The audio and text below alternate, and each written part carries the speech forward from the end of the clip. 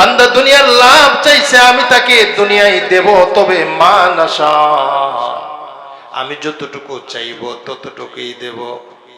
সে তার জীবন কাটিয়ে দিয়েছে দুনিয়ার পিছনে, কিন্তু আমি তাকে শুধু একটা ঘর করার তৌফিক দিছি। দুনিয়ার প্রত্যেকটা সময় কাটিয়ে দিয়েছে তার ইচ্ছাধীন। দুনিয়ার সময় কাটাইতে গিয়েও সে যে সুস্থতা নিয়ে কাটাইছে এটাও আমার দেওয়া, যে হায়াত নিয়ে কাটিয়েছে এটাও আমার দেওয়া।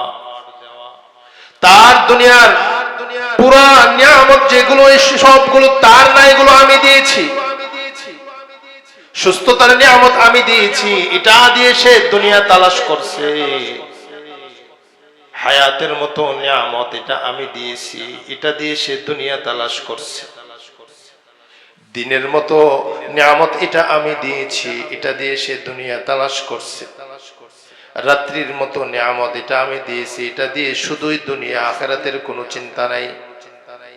আল্লাহ বলেন আমার সবগুলো নিয়ামত পেয়ে সে যদি দুনিয়ার পিছনে মেহনত করছে, মেহনত করতে পারে, কিন্তু আমি তাকে দিব আমার চাহিদা অনুযায়ী। সুবহানাল্লাহ। মানাশা, আমি যতটুকু চাইবো, লিমান নুরিদু, সকলেই দুনিয়ার জন্য চেষ্টা করবে, আমি সকলকে দিব না, আমি যাকে চাই তাকে দিব। আল্লাহু আকবার বলেন না। মানাশা লিমান নুরিদ। এবার এই আয়াতের এই অর্থ সামনে রাখেন। আপনার বন্ধু বান্ধব, আপনার সহপাঠী, আপনার আশপাশে যারা আছে, নিজের ব্যাপারে ফিট করেন। আমায় দুনিয়ার জন্য কত মেহনত করি, এটা পেয়ে যাব, কিন্তু পাইতেছি না। কারণ আমি মেহনত করতে পারি, কিন্তু দেওয়ার মালিক কে বলেন? আল্লাহ।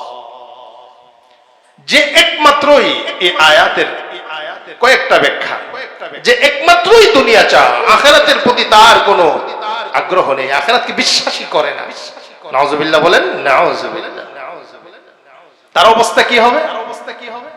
আল্লাহ বলেন সুম্মা জাআলনা লাহু জাহান্নাম, আমি কিন্তু এই দুনিয়ার পরে পরকালে তার জন্য জাহান্নাম রেখে দিয়েছি।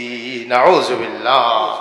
শুধুই দুনিয়া, কাফের, মুশরিক, বেঈমান শুধুই দুনিয়ার পার্থিব সুখ আর শান্তির জন্য শুধু দুনিয়ার পিছনে দৌড়তেছে। বলে এদেরকেও আল্লাহ তাআলা সকলকে সবকিছু দিচ্ছে না, চাহিদা অনেক। আল্লাহ আল্লাহর চাহিদা অনুযায়ী দিচ্ছেন, যাকে ইচ্ছা তাকে দিচ্ছেন। এরপরের অবস্থা কি হবে? জাআলনা লাহু জাহান্নাম, আমি তার জন্য জাহান্নাম রেখে দিয়েছি। ইয়াসলাহা মাযমুমান মাদহুরা, সে এই জাহান্নামে ধিক্কৃত অবস্থায়, নিন্দনীয় অবস্থায় জাহান্নামে প্রবেশ করবে। চিৎকার করে নাউজুবিল্লাহ বলেন, নাউজুবিল্লাহ। নাউজুবিল্লাহ অর্থ হলো আল্লাহ এই আযাব থেকে আমরা আপনার কাছে আশ্রয় চাই, পানাহ চাই। আর আরেকজন মুমিন কিন্তু আখিরাতের ব্যাপারে গাফেল। ইমানের দৌলত তো অর্জন করছে, কিন্তু আখিরাতের ব্যাপারে গাফেল। আল্লাহর দেওয়া হায়াত পাইছে, আল্লাহর দেওয়া যৌবন পাইছে, আল্লাহর দেওয়া সুস্থতা পাইছে, আল্লাহর দেওয়া রাত্রি দিন পাইছে, আল্লাহর দেওয়া নিয়ামত ঈমানও গ্রহণ করছে, কিন্তু শুধু ঈমান নিয়ে আল্লাহর হুকুম আহকামের ধারে কাছেও নাই। নামাজ চলে গেছে, সে দুনিয়ার পিছনে দৌড়তেছে।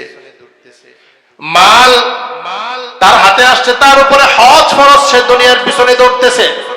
হজ করার সুযোগ নাই, তাকে আল্লাহ তাআলা অর্থ সম্পদ দিয়েছে, আল্লাহর বিধান যাকাত দিতে হবে, সে এই হুকুমের পিছনে নাই, সে দুনিয়ার পিছনে দৌড়তেছে।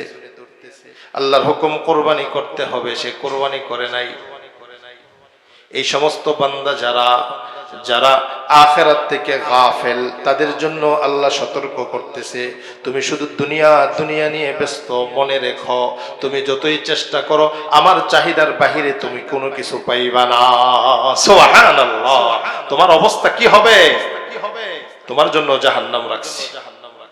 এই আমার হুকুম বিধিবিধান থেকে তুমি নিজেকে গুটিয়ে রাখছো, সরাইয়া রাখছো, কিয়ামতের ময়দানে তুমিও লাঞ্ছিত হবে, বঞ্চিত হয়ে জাহান্নামে জ্বলে পুড়ে তারপরে ঈমানের কারণে জান্নাতে যাইবা, কিন্তু এর আগে ঠিকই তোমাকে জাহান্নামে জ্বলতে হবে, পড়তে হবে। নাউজুবিল্লাহ বলি, নাউজুবিল্লাহ। সম্মানিত মুসল্লিয়ানে কেরাম, এই আয়াত আমাদের সামনে আমাদের জীবনের বাস্তবতাকে তুলে ধরছে। একসাথে একাধিক মানুষ একসাথে একই জায়গাতে বসবাস করে, একই কাজ নিয়ে ব্যস্ত। একজন অনেক কিছু পেয়ে যায়, আরেকজন কোনো কিছু পায় না, পাইলেও সামান্য পায়, কিন্তু মেহনত উভয়জনের খুব সমান ছিল, সমান তালে মেহনত করছে।